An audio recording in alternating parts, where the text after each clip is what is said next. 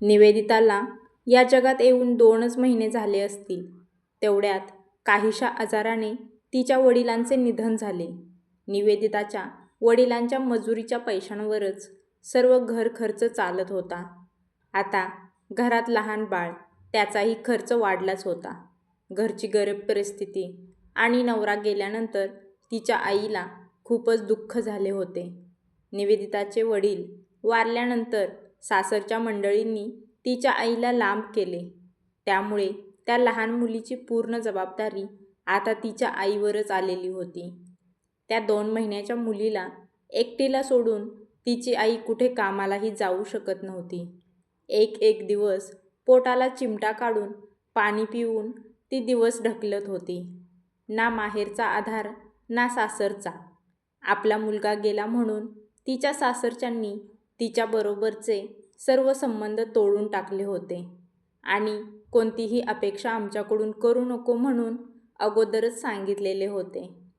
शेजारचे लोक त्या 2 महिन्याच्या मुलीची दया येऊन तिला खर्चासाठी थोडेफार पैसे, जुने कपडे आणि शिळे राहिलेले अन्न देत होते. त्यामध्ये आईचे पोट भरत होते. पण त्या 2 महिन्याच्या लेकराची भूक संपत नव्हती. सतत ती मुलगी रडत असे.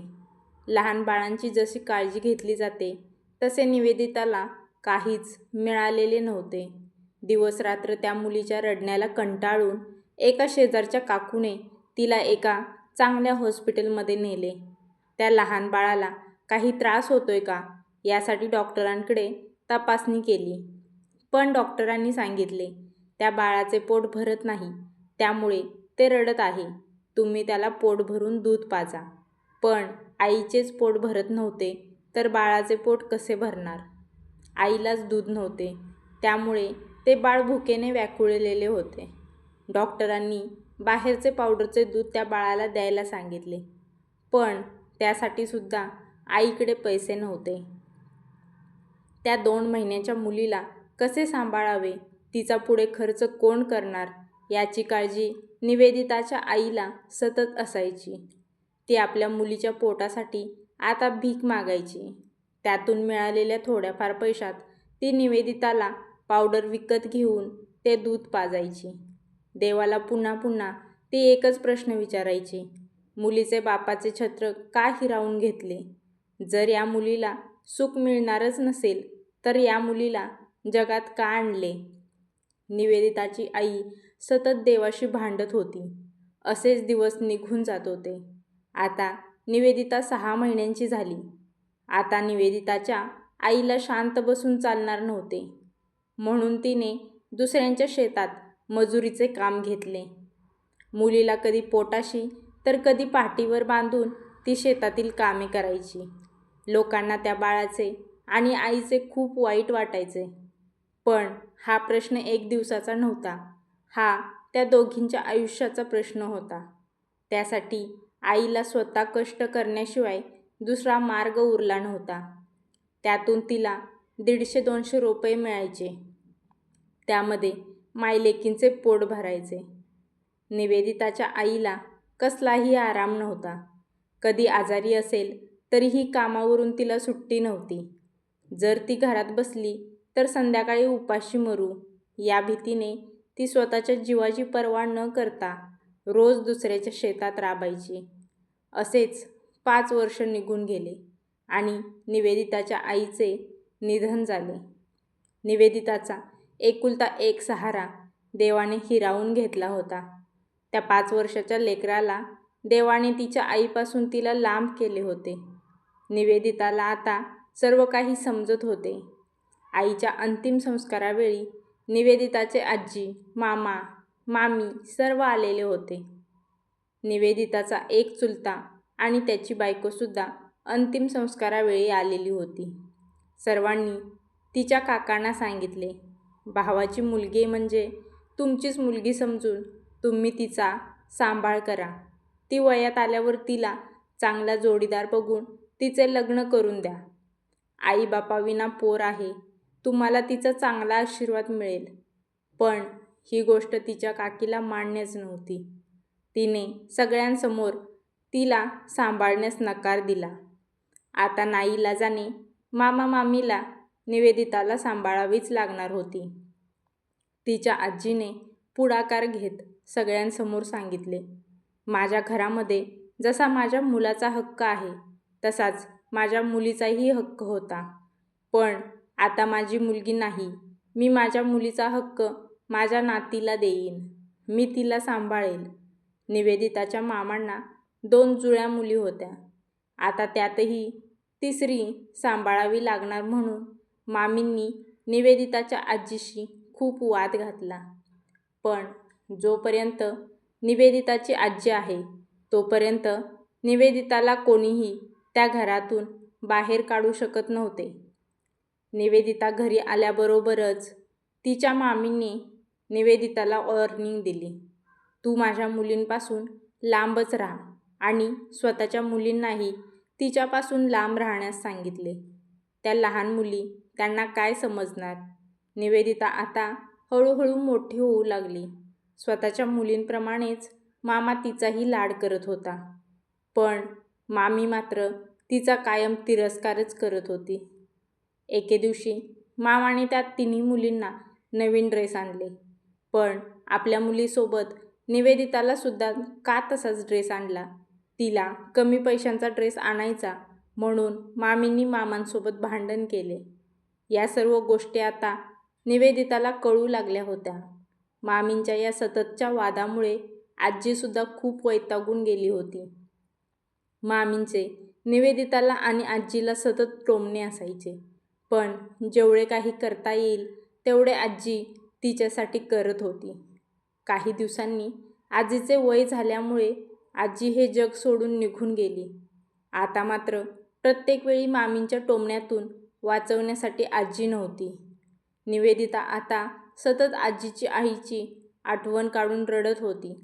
जशी आजी गेली तसे मामींनी निवेदिताला मोलकरीण बनवले आणि मामांच्या मुलीही आता तिच्यावर हक्क दाखवून मोलकरीणसारख्या काम करून घेत होत्या.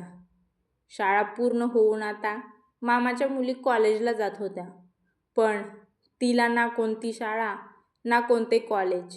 घरीच सर्व काम करत होती. शिकण्याची खूप इच्छा होती पण नाईलाज होता. मामांची सुद्धा खूप इच्छा होती आपल्या मुलींसोबत निवेदिताला सुद्धा शाळेला पाठवावे. पण मामींच्या पुढे मामांचे काहीच चालत नव्हते. कॉलेजला जाताना मामांच्या मुलींची सर्व तयारी करून निवेदिता देत होती. त्यांना वेळेवर नाश्ता, त्यांच्या कपड्यांना इस्त्री सर्व काही निवेदिता करत होती. पण तरीही त्या दोघी बहिणी कधीही निवेदिताशी प्रेमाने बोलल्या नाहीत. कॉलेज पूर्ण झाल्यानंतर त्या 2 बहिणींना लग्नासाठी स्थळ यायला लागले. दोघी जुळ्या बहिणी असल्यामुळे दोघींचे हे लग्न एकाच वेळी करण्याचे ठरले होते. तसे स्थळ सख्या 2 भावांचे मामा शोधत होते. मामींना स्वतःच्या मुलींना खूप प्रॉपर्टी, पैसा बघून लग्न करून द्यायचे होते. पण मामांना मात्र गरीब मुले असतील तरीही चालणार होतं. पण मामींच्या हट्टापायी त्या दोन्ही मुलींना एका श्रीमंत घरात लग्न करून दिले. दोघी सख्या बहिणी सख्या जावा होत्या. काहीच पैसे न घेता त्या मुलींच्या सासरच्यांनी त्यांचे लग्न केले. आता सर्वजण निवेदिताबद्दल विचारायला लागले. तीसुद्धा त्यांच्याच वयाची होती. पण तिच्या लग्नाचे कोणीही मनावर घेत नव्हते. एके दिवशी ती भाजीपाला आणण्यासाठी मार्केटमध्ये गेली. तेव्हा गावातील काही लेडीज तिथे भाजी खरेदी करण्यासाठी आल्या होत्या. तिला त्यांनी पाहिले आणि विचारले, अगं निवेदिता, आता तुझ्या मामाच्या मुलींचीही लग्न झाली. तुझे लग्न कधी करणार? तुझे वय होत चालले आहे. तू तुझे आयुष्य मामींच्या हाताखाली नोकर म्हणून घालवणार आहेस का? त्या बायकांचे म्हणणे खरे होते. आपल्याला काहीतरी करायलाच हवे म्हणून ती घरी आल्याबरोबर मामांना लग्नाविषयी बोलली. मामांना सुद्धा ही गोष्ट पटली. मामांना तिचा त्रास कळत होता. पण मामींना तिला घरीच कामासाठी ठेवायचे होते. त्यामुळे मामी लग्नाचा विषय टाळत होत्या. मामासमोर खूप मोठा प्रश्न होता. मामींच्या विरोधात जाऊन निवेदिताचे लग्न कसे करायचे? जर मामींना सांगून लग्न करायचे म्हटले तर ते लग्न होणारच नव्हते. त्यांनी काही स्थळ शोधून काढली. त्यातील एका मुलाला निवेदिता पसंत पडली. घरापर्यंत हा विषय न येता मामांनी त्या मुलाला निवेदिताची सर्व परिस्थिती सांगितली. तो मुलगा एका श्रीमंत घरातील होता. एका कंपनीचा तो मॅनेजर होता. दिसायलाही सुंदर आणि संस्कारी होता. निवेदिताने त्या मुलाला पाहिलेही नव्हते, पण मामांच्या सांगण्यावरून ती त्या मुलाशी लग्न करण्यासाठी तयार झाली. त्या मुलांनी निवेदिताचा फोटो पाहूनच तिला पसंत केले होते. काही दिवस मामी माहेरी गेल्याबरोबर मामांनी हा लग्नाचा विषय एका मंदिरामध्ये उरकून टाकला आणि लग्न झाल्याबरोबर मामाने मामींना ही गोष्ट सांगितली. लग्न आता झाल्यामुळे मामी काहीच करू शकत नव्हत्या. निवेदिता तिच्या नवऱ्यासोबत खूप खुश होती आणि सासरचे मंडळी तिला खूप जीव लावत होते. आत्तापर्यंत तिला कसलेच प्रेम मिळालेले नव्हते, पण आता मात्र तिला जीव ओवाळून टाकणारी लोकं मिळाली होती. ती तिच्या आयुष्यात खूप खुश होती. पण मामांच्या मुलींनी जेवढा त्रास निवेदिताला दिला होता, तेवढा त्रास आता त्यांच्या सासरी त्या भोगत होत्या. सासरचे मंडळी त्या दोघींना पैशाची मागणी करत होते. त्यांच्याकडून खूप काम करून घेत होते. कोणतेही सुख त्यांना त्या घरात मिळत नव्हते. देवाने त्यांना त्यांच्या कर्माचे भोग भोगायला लावलेले होते. मामींना आता ही गोष्ट कळून चुकली होती की जेवढा त्रास त्यांनी निवेदिताला दिला होता, त्यापेक्षा कितीतरी पटीने जास्त त्रास आता त्यांच्या मुली सोसत होत्या. माहेरून पैसे आणण्यासाठी त्या दोघी नवऱ्याचा मार खात होत्या. आईच्या घरात कधीही स्वयंपाक बनवला नाही, कारण तिथे निवेदिता सर्व स्वयंपाक करत होती. पण आता सासरी त्या दोघींना स्वयंपाक बनवता येत नव्हता, म्हणून सासूचे सतत टोमणे ऐकत होत्या. सतत पैशांची मागणी करण्यात येत होती. त्या दोघी बहिणींना होणाऱ्या त्रासाने त्या दोघीही तिथून निघून आल्या आणि आता माहेरीच राहू लागल्या. लोकांची आता चर्चा सुरू झाली. जसा त्रास दुसऱ्याच्या मुलीला दिला, त्याचीच शिक्षा म्हणून या दोघींना सासरी त्रास सहन करावा लागला. त्यांनी केलेल्या कर्माची शिक्षा त्यांना मिळत होती.